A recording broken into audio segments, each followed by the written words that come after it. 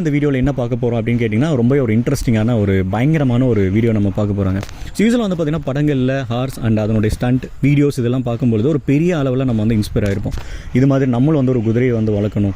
So நம்மளால் வந்து ஒரு குதிரை வாங்கிட்டு அது டெய்லி லைஃப்பில் ப்ராக்டிக்கலாக நம்ம வீட்டில் எப்படி ஒரு நாய்க்குட்டி வளர்த்துறோம், ஒரு பூனைக்குட்டி வளர்த்துறோமோ, ஸோ அது மாதிரி ஒரு குதிரையும் வளர்க்க முடியுமா அப்படின்னு சொல்லி நம்ம வந்து ஃபீல் பண்ணியிருப்போம். ஸோ இன்றைக்கி இந்த வீடியோவில் நம்ம இதுதாங்க நம்ம பார்க்க போகிறோம். ஸோ ஒரு டெய்லி லைஃப்பில் ஒரு குதிரை வளர்க்குறதுக்கு என்னெல்லாம் வந்து விஷயங்கள் தேவை, பட்ஜெட்குள்ளே அது வந்து இருக்குமா, பட்ஜெட்டில் ஒரு குதிரை வந்து வாங்க முடியுமா, ஒரு குதிரையை வளர்க்கும் பொழுது என்னெல்லாம் விஷயங்கள் வந்து மெயினாக வந்து பார்க்கணும், அதுக்கு ஸ்பேஸ் என்ன தேவை, அது என்னெல்லாம் ஃபுட்டு சாப்பிடும், அதே மாதிரி என்னெல்லாம் பிரச்சனைகள் இருக்குது, இந்த மாதிரி நிறையா விஷயங்கள் நான் இந்த வீடியோவில் வந்து ஷேர் பண்ணியிருக்கேன். ஸோ இந்த வீடியோ பார்த்துட்டு இருக்கக்கூடிய வியூஸ் நீங்கள் வந்து குதிரையை வாங்குறீங்க வாங்கலை இதெல்லாமே செகண்டரிங்க, பட் இதை பற்றின நாலேஜ் நீங்கள் தெரிஞ்சுக்கோங்க. ஸோ உங்களுக்கும் வந்து பார்த்திங்கன்னா ரொம்ப ரொம்ப யூஸ்ஃபுல்லாக வந்துருக்குங்க. ஸோ அந்தளவுக்கு வந்து பார்த்திங்கன்னா இந்த வீடியோவில் பல விஷயங்கள் நான் வந்து சொல்லியிருக்கேன். ஸோ இப்போ வாங்க வீடியோக்குள்ளே போகலாம். அண்ட் வீடியோக்குள்ளே போகிறதுக்கு முன்னாடி மறக்காமல் நீங்கள் நம்ம சேனல் மட்டும் சப்ஸ்கிரைப் பண்ணிவிடுங்க. அண்ட் நீங்கள் ஏதாவது சொல்லணும் அப்படின்னு நீங்கள் ஃபீல் பண்ணுறீங்க அப்படின்னா கமெண்ட் பண்ணிவிடுங்க. நான் கண்டிப்பாக நான் உங்களுக்கு அதை பற்றி ரிப்ளை பண்ணுறேன். இப்போ வாங்க வீடியோக்குள்ளே போகலாம். குதிரைக்கு ரொம்ப ரொம்ப இம்பார்ட்டன்ட் அப்படின்னா இதுதான். இது பேர் வந்து லகான்னு சொல்லுவாங்க, இங்கிலீஷில் பிட்டுன்னு சொல்லுவாங்க. இது வந்து பிரைடல் செட். இதை வந்து போட்டால் தான் நம்ம குதிரையை ஓட்ட முடியும். எப்படி ஹேண்டில் பண்ணி போகிறோன்னு பாருங்கள். அவ்வளோதான், லகான் போட்டாச்சு. இது வந்து எப்படின்னா லகான் வந்து வாய்க்குள்ள இருக்கும், மாட்டுக்கு மூக்கணாங்க குத்துற மாதிரி தான். பட் இது வலிக்காது, ஏன்னா குதிரைக்கு பல்லு முன்னாடி தான் இருக்கும், உள்பக்கம் இங்கே பல்லு இருக்காது. அதை விட்டால் கடவா பல்லு தான் வரும். இந்த கேப்பில் தான் இந்த லகான் உட்காருது. இது வந்து அதுக்கு வலிக்காது. பட் நம்ம சொல்லு பிச்சு கேட்காம அது ஆப்போசிட் இழுத்துச்சுன்னா மட்டும்தான் வலிக்கும். அதனால் என்ன ஆகும், நம்ம சொன்னால் ரைட் லெஃப்ட் திருப்பதுக்கு ரொம்ப யூஸ்ஃபுல்லாக இருக்கும். பட் இது வந்து குதிரைக்கு வலிக்கவே வலிக்காது. நிறைய பேர் வலிக்கணும்னு நினச்சிட்டு இருப்பாங்க. இது மட்டும் கரெக்டாக போட்டுட்டோம்னா குதிரை நல்லா ஹேண்டில் பண்ணலாம். இது வந்து ரொம்ப டைட்டாகவும் இருக்கக்கூடாது, ரொம்ப லூஸாகவும் இருக்கக்கூடாது. கரெக்ட் ஃபிட்டிங்கில் இருக்கணும். இந்த கொஞ்சோண்டு லூஸ் இருக்கும், விரல் போதுறதுல கொஞ்சம் லூஸ் இருக்கும். அப்போ தான் கரெக்டானது. இப்போ வந்து பாடிக்கு ப்ரஷிங் பண்ணுறது, அதோட கால் க்ளீன் பண்ணுறதெல்லாம் பார்க்கணும். ஏன்னா நம்ம வந்து ஒரு 2 வீலர் 4 வீலர் எடுக்கிறப்ப டயர் செக் பண்ணுறோமோ அந்த மாதிரி ஃபஸ்ட்டு இதோட 4 காலையும் செக் பண்ணிடணும். அதுக்கப்புறமா தான் எடுக்கணும். ஏன்னா அது கல் முள் ஏதாச்சும் குத்திட்டு இருக்கும் காலுக்குள்ளார. அதனால் டெய்லி அதை செக் பண்ணிவிட்டு தான் நம்ம எடுக்கணும். அது அசசரிஸ் பார்த்தலாம் தான். இப்போ இது வந்து ஹூப் க்ளீனிங் பண்ணுற ப்ரஷ்ஷுங்க. பின்னாடி ஒரு பக்கம் கொக்கி மாதிரி இருக்கும், இதில் உள்ள கல் மண் வந்து க்ளீன் பண்ணுறதுக்கு ஒரு சைடு ப்ரஷ்ஷு வரும், அது க்ளீன் பண்ணுறதுக்காக. அது எப்படின்னு பார்த்துக்கணும்.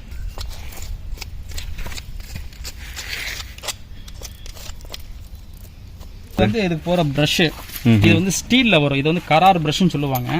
அதாவது உடம்புல அதிகமாக மண் சேர் ஒட்டிகிட்டு இருந்தால் இது போட்டு தேய்க்கலாம். இப்படி இது பரவாயில்ல தேய்ச்சோம்னா அந்த டஸ்ட் எல்லாம் உள்ள தோலில் ஒட்டி இருக்கிற டஸ்ட் எல்லாம் வெளியில் வந்துடும். அதுக்கப்புறமா இந்த ரப்பர் ப்ரஷ்ஷை வச்சு இது ஸ்மூத்தாக தேய்ச்சோம்னா இல்லை க்ளீனாக வந்துடும். முடி அதே ஷேஃபில் வந்துடும். குதிரை ஷைனிங்காக இருக்கும். டெய்லி இது ஒரு 20 மினிட்ஸ் பண்ணணும் அப்படின்னா குதிரை நல்லா க்ரூமிங் ஆகிக்கும். அதாவது முடியில் இருக்கிற அழுக்கு வந்து லைட்டாக தான் வரும். இது உள்ள தோலுக்குள்ளே நிறைய அழுக்கு இருக்கும், அதெல்லாம் இந்த ப்ரஷ் மூலிமா வெளியில் வரும். அப்போ என்னென்னா தோலில் வந்து ஒரு ஆயில் கண்டென்ட் சுரக்கும். அந்த ஆயில் வந்து மேலே முடியில் பட்டு குதிரை பளபளப்பாக தெரியும். இந்த கருப்பு குதிரையாக இருந்தால் வெயிலுக்கு மின்னும். அதுக்கு வந்து க்ரூமிங் தான் காரணம். அப்போ குதிரைக்கு மசாஜ் பண்ண மாதிரி இருக்கும், நல்லா சாப்பாடு எடுக்கும், ரைடிங் நல்லா ஓடணும்னு குதிரையை ஆசைப்படும். அதுக்கு வந்து இந்த மாதிரி மசாஜ், ப்ரஷிங், க்ரூமிங் பண்ணுறது எல்லாமே ரெகுலராக பண்ணிகிட்டே இருக்கணும், டெய்லி பண்ணணும். அப்படின்னா அது ரொம்ப ஹாப்பியாக இருக்கிறதுக்கு. இதுக்கு பேர் வந்து சேடல் பேடும்பாங்க. அது ஒரு மெத்த மாதிரி தான் இருக்கும், சாஃப்ட் கிளாத்து. இது எதுக்கு அப்படின்னா சேடல் வந்து ஃபுல்லாக லெதரில் செஞ்சது. அப்போ வந்து டைரெக்டாக லெதர் சேடலை மேலே வச்சோன்னா குதிரைக்கு வலிக்கும், காயமாகும். அதனால் ஃபஸ்ட்டு இந்த சேடல் பேடை வச்சு அதுக்கப்புறம் தான் சேடலை மேலே வைக்கணும். அதேமாதிரி நம்ம உட்காரக்கூடிய இடம் வந்து இங்கே தான் உட்கார போகிறோம். நிறைய பேர் இங்கே உட்காரவும் நினச்சிட்டு இருப்போம். ஆனால் இங்கே உட்கார மாதிரி தான் நம்ம சேடலில் போடணும். அதுதான் கரெக்டான இடம். சில குதிரைகளுக்கு சேடல் வச்சா பிடிக்காது. அப்போ என்ன பண்ணணும், ஃபஸ்ட்டு சேடலை வந்து அதுக்கு முன்னாடி கொடுக்கணும், ஸ்மெல் பண்ணி பார்த்துட்டு இது நம்மளோட பொருள் தான் அப்படின்னு தெரிஞ்சிக்கிச்சு அப்படின்னா அலோவ் பண்ணணும். இது பழக்கப்பட்ட குதிரையால் நாங்கள் வந்து டக்குன்னு மேலே வச்சுட்டோம். நம்ம இடுப்பு தொட்ட நம்மளுக்கு கூச்சம் இருக்கிற மாதிரி குதிரைகளுக்கு கூச்சம் இருக்கும். இந்த கூச்சத்தை போக்கணும் அப்படின்னா ஒவ்வொரு பொருளும் அதில் காட்டி மெதுவாக மேலே வச்சு எடுக்கணும். எல்லாம் ஸ்லோலியாக பண்ணணும், ஃபாஸ்ட்டாக பண்ணால் பயந்துக்கும். அதனால் ஸ்லோலியாக பண்ணி மெதுவாக போடணும். அதேமாதிரி இந்த பெல்ட் போகிறது அதேமாதிரி தான். சில பேர் வந்து இங்கே நவுத்தி அடி இப்படி போட்டுருவாங்க, அது தப்பு. இங்கே நம்ம ஃப்ரண்ட் லெக்லேருந்து ஒரு கை வைக்கிற கேப் விட்டு இந்த கேப் இங்கே தான் வைக்கணும் பெல்ட்டு. இதுதான் கரெக்டு. ஏன்னா குதிரை ஓட வயிறு உள்ளார போகும். அப்போ அவன் போட்ட பெல்ட் வந்து லூஸ் ஆகிரும். இந்த இடத்துல போட்டோம்னா லூஸ் ஆகாது. இதுக்கு பேர் வந்து ஸ்டிரஃப்னு சொல்லுவாங்க, கால் வைக்கக்கூடிய இடம். இது ரொம்ப இம்பார்ட்டன்ட்டு. இதோட பெல்ட் வந்து ரிக்கப் பெல்ட்டுன்னு சொல்லுவாங்க. இந்த அசசரிஸ் நேம் நமக்கு ரொம்ப முக்கியம். சேடல், இது ரிக்கப் பெல்ட், இது பேர் ஸ்டிரஃப். இது வந்து நம்ம இதெல்லாம் கால் வச்சு உட்காரணும். கால் எப்படி வைக்கணுங்கிறப்ப நான் உட்கார சொல்லி காட்டுறேன். ஏன்னா தப்பாக கால் வச்சாலும் நம்ம விழுந்துருவோம். அதாவது இப்போ வந்து நம்ம குதிரை நம்ம ரைட் போகிறதுக்கு முன்னாடி காலை க்ளீன் பண்ணிட்டோம். ஆனால் போயிட்டு வந்ததுக்கு அப்புறமா மறுபடியும் அதை காலை செக் பண்ணணும் நம்ம. ஏன்னா அதோட மண்ணுக்கு போட்டிகிட்டு இருக்கோம். அப்புறம் அதோட சாணி அதே மிதிச்சிருந்துச்சு அப்படின்னா குதிரை காலில் வந்து புண்ணு வரும். அது எங்கேன்னு சொல்கிறேன் பாருங்கள். இப்போ குதிரை காலை நம்ம க்ளீன் பண்ணுறதை பார்த்தீங்க, இந்த இடத்துல ஒரு கேப் மாதிரி இருக்கும். இந்த சந்தில் வந்து உள்ள சாணி உள்ளே போச்சு அப்படின்னா உள்ள புழு வச்சிரும். அந்த புழு வச்சா குதிரைக்கு வந்து நிற்கவே முடியாது, காலை உதறிக்கிட்டே இருக்கும், ஆடிக்கிட்டே இருக்கும், குதிரை ரொம்ப இரிட்டேட்டிங்காக இருக்கும். அதை பார்த்து நம்ம கவனிக்கணும். அதுக்கு வந்து ஸ்ப்ரே மருந்து இருக்குது, அது பண்ணலாம். எமர்ஜென்சி வேணும்னா கொஞ்சம் சீமெண்ணெய் இல்லைன்னா பெட்ரோல் கொஞ்சமாக இதில் உள்ளே விட்டோம்னா குதிரை 4 தட்டு காலை தட்டும். அப்போ புழுவெல்லாம் வெளியே கூட்டி போயிடும். நம்ம ரெகுலராக கவனிக்கணும். நம்ம குதிரை வந்து ஈரத்தில் சேத்துல நின்னாலும் பிரச்சனை வரும். புண்ணாயிருக்குது பொண்ணு குதிரைக்கு. இது வந்து 2 கால் முட்டாமல் இருக்கிறதுக்காக தான் இந்த பேடு போடுறோம். நம்ம போட்டால் கொஞ்சம் சேஃபாக இருக்கும். இப்போ இது பேர் வந்து செஸ்ட் பெல்ட். இது ரொம்ப ரொம்ப சேஃபு. அதாவது நம்ம ரைட் பண்ணி போகிறப்ப குதிரையோட உடம்பு வேத்துச்சு அப்படின்னா சேடல் வந்து ஸ்லிப் ஆகிறதுக்கு வாய்ப்பு இருக்குது. இது ஸ்லிப் ஆகக்கூடாது அப்படின்னா இந்த செஸ்ட் பெல்ட் போட்டுட்டோம் அப்படின்னா வருஷத்துக்கு ஸ்லிப் ஆகாது. பெல்ட்டு கழண்டு போனாலும் இது வந்து நம்ம தாங்கி பிடிக்கும். இது ரொம்ப சேஃபான ஒரு பொருள். இந்த செஸ்ட் பெல்ட்டில் வந்து 2 பெல்ட் வரும், மேலே கழுத்துக்கொண்டு வரும். அது வந்து இந்த உள்ள பேடை வந்து இழுத்து பிடிச்சிக்கும். இப்போ பேடில் வந்து நம்ம அதை கோத்து கட்டிக்கினதை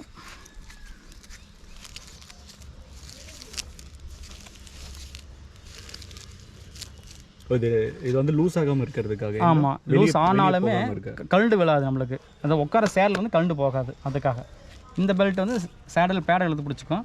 இந்த கீழ் பெல்ட் வந்து கைஸ் இன்றைக்கி வந்து பார்த்தீங்கன்னா நம்ம ரொம்ப ஒரு இன்ட்ரெஸ்டிங்கான ஒரு வீடியோ நம்ம பார்க்க போகிறோங்க. இன்றைக்கி நம்ம வந்திருக்கக்கூடிய இடம் வந்து பார்த்தீங்கன்னா ஈரோடு மாவட்டத்தில் அந்தியூர் அப்படின்னு சொல்லக்கூடிய இடத்துக்கு நம்ம வந்திருக்கோம். யூஸ்வலாகவே வந்து பார்த்தீங்கன்னா அந்தியூர் அப்படின்னு சொன்னாலே இந்த ஹார்ஸ் மார்க்கெட் அண்ட் குதிரை ரேஸ் அப்படின்னு சொல்லி தான் நம்மளுக்கு வந்து தெரியும். ஸோ இதை பற்றி தான் நம்ம பார்க்க போகிறோம். இதே ஃபீல்டில் வந்து பார்த்தீங்கன்னா 2 பேர் வந்து பார்த்தீங்கன்னா முன்னாடி வந்து நின்றுட்டு இருக்காங்க. ஸோ இவர் வந்து பார்த்தீங்கன்னா ட்ரெயினர் அண்ட் இவர் வந்து பார்த்தீங்கன்னா கிட்டத்தட்ட 2க்கும் மேற்பட்ட குதிரை வந்து பார்த்தீங்கன்னா இங்கே வச்சு அவர் வந்து பார்த்தீங்கன்னா பராமரிச்சுட்டு வந்துட்டு இருக்காரு. ஸோ இவங்களை 2 பேர்த்த விடவும் நம்மளுக்கு வந்து குதிரையை பற்றி டீட்டெயிலாக சொல்கிறதுக்கு வந்து கண்டிப்பாக நமக்கு வந்து ஒரு பர்சன்ஸ் வந்து கிடைக்க மாட்டாங்க. ஸோ இவர்கிட்ட நம்ம நிறைய விஷயங்கள் நம்ம கேட்க போகிறோம். ஸோ ஒவ்வொன்றா நம்ம கேட்கலாம். ஐயா உங்களோட பேர் என்னங்க ஐயா? அஸ்கர் அலி. ஓகே அண்ணா உங்களோட பேர்?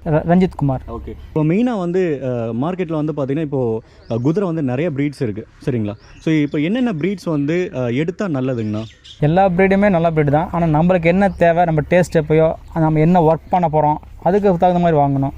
இப்போ ட்ராவலிங் அதிகம் பண்ணுற மாதிரி இருந்தால் காத்திவரி ப்ரீடு வாங்கலாம். ஷோவுக்காகவும் ஒரு அழகுக்கு வீட்டுக்கு வளர்த்துறோம் நல்லா ப்ரீட் பண்ணணும் அப்படின்னா அது வந்து மார்வே ப்ரீடு வாங்கலாம். 2மே நல்ல ப்ரீடு தான், நல்லா ரைடிங் போகும் வரும். இது போக சிந்தின்னு ஒரு ரகம் இருக்குது. அது வந்து ரைடிங் பர்பஸ்க்கு மட்டும் மோஸ்ட்லி வாங்குவாங்க. ஆனால் இங்கே அதிகம் யார்ட்டும் இல்லை. இது வந்து காத்திவாரின்னு சொல்லக்கூடிய ப்ரீடு. காத்திவாரியிலே இது வந்து சிந்தி வந்து கிராஸ் ஆகிருக்குது.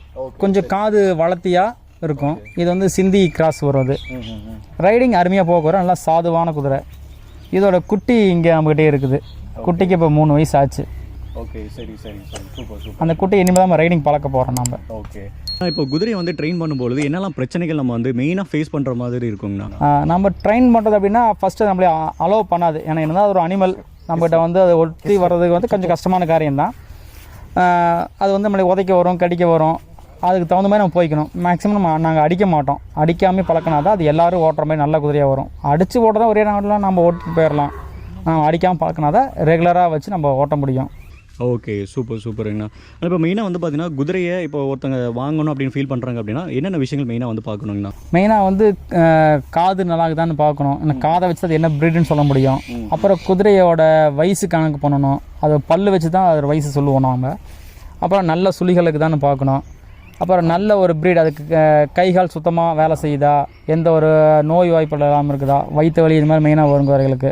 இதெல்லாம் பார்த்து ஆகணும். அப்புறம் 4 காலை செக் பண்ணணும். காலில் புண்ணு இருக்குதா எல்லாமே கால் பார்க்கணும். செக் பண்ணி நம்ம வாங்குறது மெயின் கால் பார்க்கணும். ஆமாம். ஓகே சரி சரிங்க. ஓகே. ஸோ நிறைய பேருக்கு வந்து பார்த்தீங்கன்னா ஜஸ்ட் படத்தில் வந்து பார்த்தீங்கன்னா நிறைய ஸ்டன் பண்ணுற சீன்ஸ் எல்லாம் வரும். இப்போ குதிரை வந்து ஸ்டன் பண்ணுறது, ரைட் பண்ணுறது. ஸோ அதை பார்த்துக்கிட்டு எனக்கு வந்து குதிரை வாங்கணும் அப்படின்னு சொல்லிட்டு ஃபீல் பண்ணுவாங்க. ஸோ அப்படி ஒரு குதிரை வாங்கணும் அப்படின்னா மெயினாக என்னென்ன விஷயங்கள் பேசிக்காக தெரிஞ்சுக்கணும்? பேசிக் குதிரையை பற்றின அடிப்படை விஷயங்கள் அவங்க தெரிஞ்சுக்கணும். அது ஹேபிட் என்ன, அது என்ன சாப்பிடும், எப்படி ரியாக்ட் பண்ணணும் தெரிஞ்சுக்கணும். அப்புறம் ரைடிங் கற்றுக்கணும் அவங்க ஃபஸ்ட்டு. ஓகே கற்றுக்கிட்டு. ஆமாம், அவங்க ரைடிங் ஓட்டி கற்றுக்கிட்டா தான் பரவாயில்ல. இப்போ நம்ம 2 வீலர் வாங்க மாதிரி தான் டிரைவிங் கற்றுக்கிட்டு வண்டி வாங்குறது பெஸ்ட்டு. ஓகே. இல்லை வாங்கியும் கற்றுக்கலாம். அதுக்கு ஒன்றும் ஒரு ட்ரைனர் பக்கத்தில் வச்சுக்கிட்டு அவங்க ரைடிங் கற்றுக்கணும், குதிரையும் ட்ரெயின் பண்ணி வச்சுக்கணும்.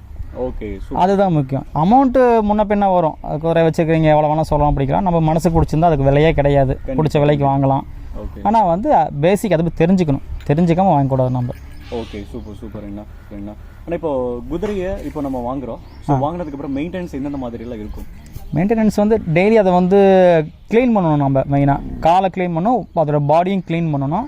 அப்புறம் அதுக்கு பிடிச்ச மாதிரி சாப்பாடு கொடுக்கணும். வயிற்றுக்கு குறையில்லாமல் சாப்பாடு கொடுத்துக்கிட்டே இருக்கணும். குதிரை சாப்பாடு இல்லை அப்படின்னா அது நம்மகிட்ட வந்து ஒரு எதிர்ப்பை காட்டும். ஏன்னா குதிரைக்கு மெயினாக வந்து சாப்பாடு, அதை க்ளீனிங் பர்பஸ்ஸு, அப்புறம் யார் சாணி எடுக்கிறாங்க இதெல்லாம் குதிரை கவனிக்கும். ஓகே. அப்போ தான் நம்மகிட்ட அன்பாக பழகிறது எல்லாமே அதை பொறுத்து தான். நம்மளை யார் கவனிச்சுக்கிறாங்கன்னு குதிரை நல்லா தெரியும். ஒரு வீட்டில் ஒரு குழந்தையா இருக்குது அப்படின்னா ஒரு ஆயாவை பார்க்க சொல்லிட்டு அவங்க பேரண்ட்ஸ் வெளியில் வேலைக்கு போயிடுவாங்க. அப்போ அந்த குழந்தை ஆயா கிட்ட தான் பழகும். கண்டிப்பாக. அந்த மாதிரி இங்கே குதிரை யார் பார்த்துக்கிறாங்களோ அவங்ககிட்ட தான் பழகும். அதுக்கு ஓனரு இவர் லேபர் அப்படின்லாம் குதிரைக்கு தெரியாது. நம்மளை யார் கரெக்டாக பார்த்துக்கிறாங்களோ அவ்வளோதான். பார்த்தீங்கன்னா நல்லா ஒரு ஃப்ரெண்ட்லியாக வந்து கண்டிப்பாக சாப்பாடு கொடுக்கணும், குளிக்க வைக்கணும், சுத்தம் பண்ணணும், சாணி எழணும், இதெல்லாம் பண்ணா தான் அது நம்மகிட்ட வந்து பாசமாக பழகும். கூப்பிட்ட உடனே வரும். ஒரு விசில் அடிச்சா வர்றது எல்லாமே இந்த மாதிரி தான். ஓகே. ஆனால் மெயினாக இப்போ என்ன மாதிரி ஒரு நார்மலாக குதிரையை பார்க்குறோம் அப்படின்னா எனக்கு வந்து வெள்ளை கலர் குதிரை பிடிக்கும், கருப்பு கலர் பிடிக்கும் அப்படின்னு என்னோடைய ஒப்பீனியன். ஸோ இப்போ இந்த குதிரையை நான் இன்டெப்த்தாக இப்போ நான் வீடியோ எடுக்க வரும்போது தான் வந்து பார்த்தீங்கன்னா பார்க்கும்போதே நல்லா ஜைஜான்டிக்காக இருக்குது. இப்போது கழுத்து ஏரியாலாம் வந்து பார்த்திங்கன்னா பயங்கர ப்ராடாக இருக்குது. பாடியுமே வந்து பார்த்திங்கன்னா பயங்கர ஜைஜான்டிக்காக இருக்குது. ஒரு பீஸ்ட் மாதிரி இருக்குது. ஸோ இதுக்கும் நார்மலாக இருக்கக்கூடிய குதிரைக்கும் என்னென்ன வித்தியாசங்கள்? அதாவது இதோட ப்ரீடு வந்து உருவம் பெருசாக இருக்கும். நாட்டு குதிரைங்கிறது வந்து உருவம் சின்னதாக இருக்கும், அவ்வளோதான். மற்றபடி எல்லாமே ஒரே மாதிரி தான். அது இன்னும் கொஞ்சம் ஃபோர்ஸாக இருக்கும் நாட்டு குதிரை. ஏன்னா அது வந்து ரேஸுக்கு ரெடி பண்ணுவாங்க. இது கொடுக்குற மாதிரிலாம் அது சாப்பாடு இல்லை, அது கொஞ்சம் ஹெவியாகவே கொடுப்பாங்க. ஏன்னா அந்த பேரிச்சம்பழம், பாதாம், பிஸ்தா அது மாதிரிலாம் கொடுத்து ரேஸுக்கு ரெடி பண்ணுவாங்க. அப்போ இதை விட ஃபுட்டு அதிகம். எங்களுக்கு வந்து நாங்கள் வந்து ஜஸ்ட் ரைடிங் கொஞ்சம் தூரம் ஓட்டுவோம் ஆசைக்கு, அவ்வளோதான். பட் ரேஸ் போகிற ஐடியா நம்மளுக்கு கிடையாது. ரேஸ் போகிற குதிரையாக இருந்தால் அது ஃபுட்டிங் மெத்தடே வேறு. அது இன்னும் சுறுசுறுப்பாக ஃபாஸ்ட்டாக போகிறதுக்கு எல்லா வேலையும் பண்ணோம். ஓகே. ஆனால் இந்த குதிரையும் ரேசிங் எடுத்துகிட்டு போகலாங்களா? குட்டியிலேருந்தே ட்ரெயின் பண்ணுவோம் அதுக்கு. அப்போ இருந்து அந்த ஃபுட்டு கொடுத்து மறுபடியும் ட்ரைனிங் இருக்குது. கண்டிப்பாக. இப்போ எப்படி நம்மள அத்லெட் ஓடுறவங்க வந்து சின்ன வயசுலேருந்தே நல்லா ஃபுட் எடுத்துக்குவாங்க, ரெகுலராக ரைடிங் அந்த ரன்னிங் போய் உடம்பு ரெடி பண்ணுவாங்க. அந்த மாதிரி தான் குட்டியிலேருந்து ட்ரைனிங் கொடுத்தோம்னா நம்ம லாங் ட்ராவல் பண்ணலாம் அது கண்டிப்பாக. ஓகே, சூப்பர்ண்ணா. ஆனால் இப்போ நிறைய குதிரைகள் வந்து பார்த்தீங்கன்னா குதிரை அப்படின்னாலே கடிக்கிறது, உதைக்கிறது, இந்த மாதிரி நிறைய பிரச்சனைகள் இருக்குங்கண்ணா. ஸோ அந்த மாதிரி பிரச்சனைகள் வந்து எல்லா குதிரைகள் வந்து வருமா, இல்லை அதை எப்படி நம்ம பார்க்கறதுங்கண்ணா? கண்டிப்பாக நாம் நடந்துக்கிறத. இன்னொன்று என்னென்னா மாட்டுக்கு கொம்பு இருக்குது, அதெல்லாம் முட்டை தான் பார்க்கும். அந்த மாதிரி குதிரைக்கு பல் இருக்குது, அது கடிக்கத்தான் பார்க்கும். அது நேச்சுரல் அது. பட் நாம் வந்து அன்பாக நடந்துக்கிட்டால் அந்த வேலையை பண்ணாது. சில குதிரைக்கு சாப்பிட பொருள் கொடுத்துற மாதிரி கொடுத்து விஸ்கில் ஏமாற்றி எடுத்துக்குவாங்க, பயந்துட்டு எடுத்துக்குவாங்க, கை எடுத்துக்குவாங்க, கடிச்சிருமோன்னு. இப்போ அதை கொடுத்தா கம்முன்னு, கையை கொடுத்தா கம்முன்னு இருக்கும், ஒன்றும் பண்ணாது. கொடுத்து எடுத்தோம்னா அது என்ன ஆகும், சாப்பாடு தராங்கன்னு சொல்லி காயை கவி வரும். அப்போ கடிக்க பழகிடும் அந்த மாதிரி. அப்போ தேவையில்லாமல் அது காலில் அடித்தோம்னா குதிரைக்கு பிடிக்காது. உடம்புல எங்கே அடித்தாலும் அது தப்பு செஞ்சப்போ அடித்தோம்னா வாங்கிக்கும். தப்பே செய்யாமல் அடித்தா அதுக்கு பிடிக்காது. மெயினாக காலில் அடித்தா குதிரை நம்மளை மன்னிக்காது. அதனால் காலில் அடித்தோம்னா குதிரை உதைக்கத்தான் செய்யும்.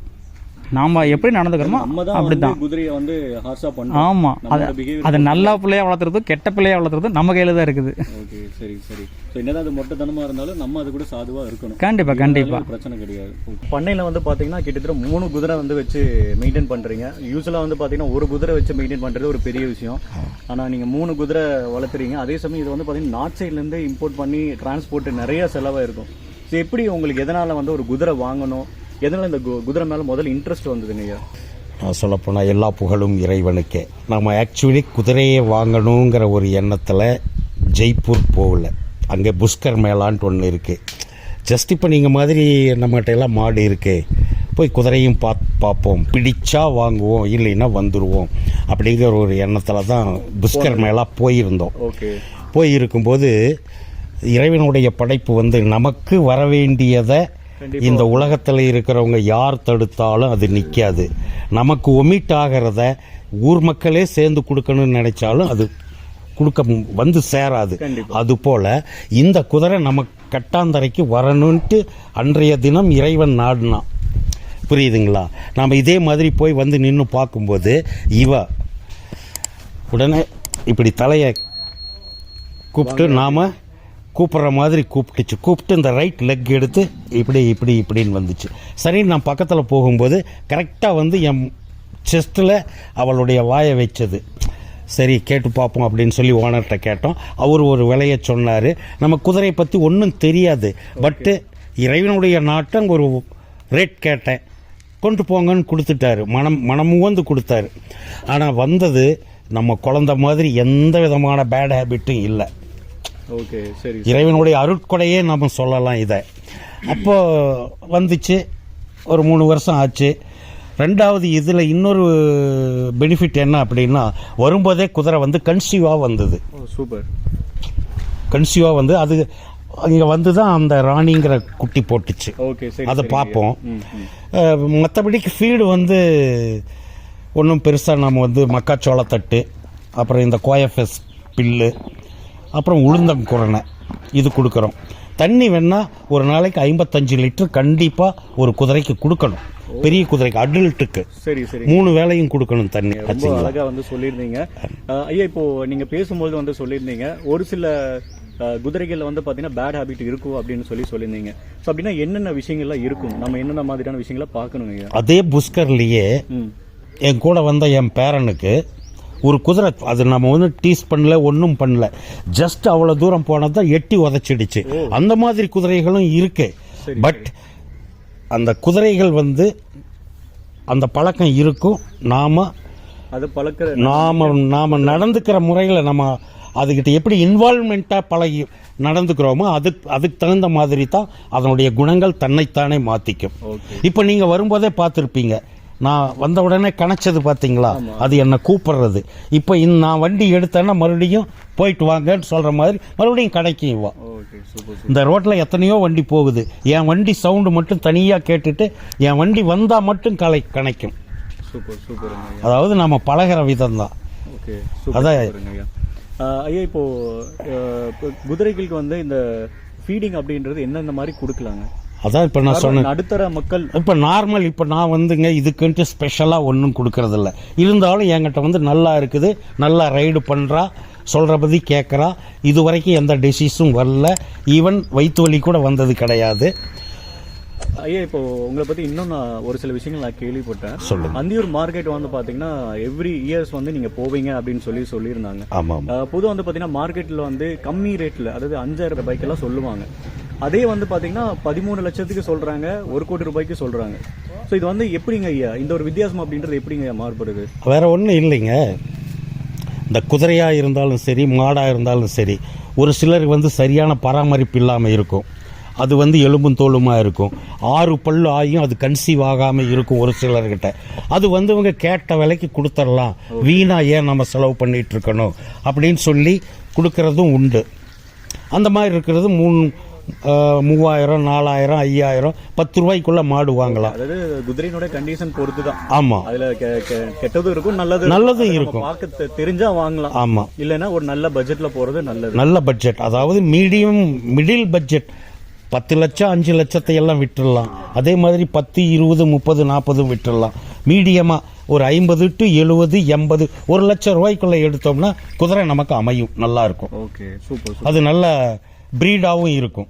இன்னொரு விஷயம் என்னன்னா, பிளட் லைன் பார்த்து எடுக்கணும் குதிரையில். இப்போ நான் வாங்கினதுக்கு அப்புறம் தான் எல்லாமே நான் தெரிஞ்சுக்கிட்டேன். ஈரோடு மாவட்டம் பவானியிலேருந்து பேசுகிறேன். இப்போ நீங்கள் வந்து ஒரு குதிரை பார்த்துருப்பீங்க. அது வந்து இந்த குதிரையோட குழந்தை தான் அது. அதுக்கு இப்போ 3 வயசு ஆகுது. ரைடிங் இப்போ தான் பழக்க ஆரம்பிச்சிருக்கிறோம்.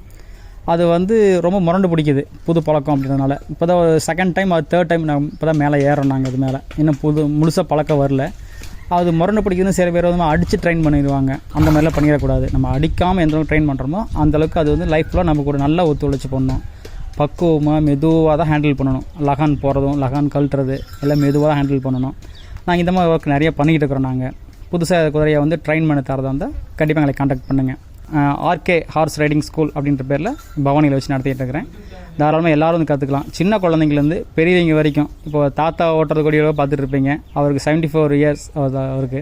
எல்லாருமே வந்து ஓட்டி கற்றுக்குறாங்க. 4 வயசு குழந்தையிலேருந்து எல்லாம் வராங்க. கைஸ், இவர் வந்து பார்த்தீங்கன்னா அந்தியூரில் வந்து ட்ரைனிங் ஸ்கூல் வந்து வச்சிருக்காரு. ஸோ இவர் வந்து பார்த்தீங்கன்னா, அதாவது இந்த வட்டாரத்தில் இருக்கக்கூடிய மேக்ஸிமம் குதிரைகளுக்கு வந்து பார்த்தீங்கன்னா இவர் தான் வந்து ட்ரெயின் பண்ணுறாரு.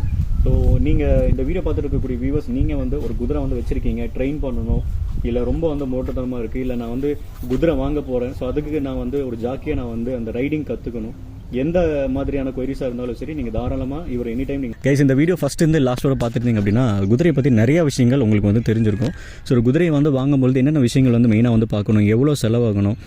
ஏன்னா இப்போது அடுத்த மாதம் வந்து பார்த்திங்கன்னா அந்தியூரில் வந்து மார்க்கெட் வருதுங்க, அதாவது குதிரை மார்க்கெட். தமிழ்நாட்டு ஃபுல்லாகவும் சரி, நார்த் சைட்லேருந்துமே வந்து பார்த்திங்கன்னா நிறைய குதிரைகள் வந்து பார்த்திங்கன்னா கிட்டத்தட்ட இங்கே ஒரு 5 லட்சத்துக்கு மேலே வந்து பார்த்திங்கன்னா குதிரைகள் வந்து பார்த்திங்கன்னா இங்கே வந்து வச்சுருப்பாங்க. ஸோ நம்ம வந்து போகும்போது ஒரு குதிரை வந்து பார்த்திங்கன்னா 5000 ரூபாய்க்கு சொல்லுவாங்க. ஒரு சில குதிரைகள் வந்து பார்த்திங்கன்னா 13 லட்சம்னு சொல்லுவாங்க. நமக்கே வந்து பார்த்திங்கன்னா ஒரு பெரிய கன்ஃபியூஷன் ஆகிடும், எந்த குதிரை வந்து வாங்குறது. ஸோ இந்த ரேட்டுக்கு வந்து இவ்வளோ சீப்பாக கிடைக்குது அப்படின்னு சொல்லிட்டு ஏதோ ஒரு குதிரையை வந்து வாங்கிட்டு போயிடுவாங்க. ஸோ மினிமமாக ஒரு 80லேருந்து 1 லட்ச ரூபா ஒரு ஸ்பெண்ட் பண்ணி ஒரு குதிரை வாங்குறோம் அப்படின்னா நல்ல ஒரு தரமான குவாலிட்டியில் வந்து வாங்கலாம். இந்த மாதிரி நிறைய விஷயங்கள் நான் இதில் வந்து சொல்லியிருந்தேன். கண்டிப்பாக இந்த வீடியோ வந்து உங்களுக்கு ரொம்பவே யூஸ்ஃபுல்லாக இருந்திருக்கும் அப்படின்னு நான் நினைக்கிறேன். இந்த வீடியோ இதோட முடிச்சுக்கலாம். அண்ட் மறக்காம நம்ம சேனல் மட்டும் சப்ஸ்கிரைப் பண்ணிடுங்க. அண்ட் நீங்கள் ஏதாவது கேட்கணும் அப்படி நீங்கள் ஃபீல் பண்ணுறீங்க அப்படின்னா மறக்காம கீழே கமெண்ட் பண்ணுங்கள். கண்டிப்பாக நான் உங்களுக்கு அது ரிப்ளை பண்ணுறேன். அந்த சேனல் மட்டும் மறக்காம சப்ஸ்கிரைப் பண்ணிடுங்க. இது மாதிரி நிறைய யூஸ்ஃபுல்லான விஷயங்கள் உங்களுக்கு வந்துகிட்டே இருக்குங்க. மீண்டும் அடுத்ததாக இன்னொரு வீடியோவில் பார்க்கலாம். நன்றி.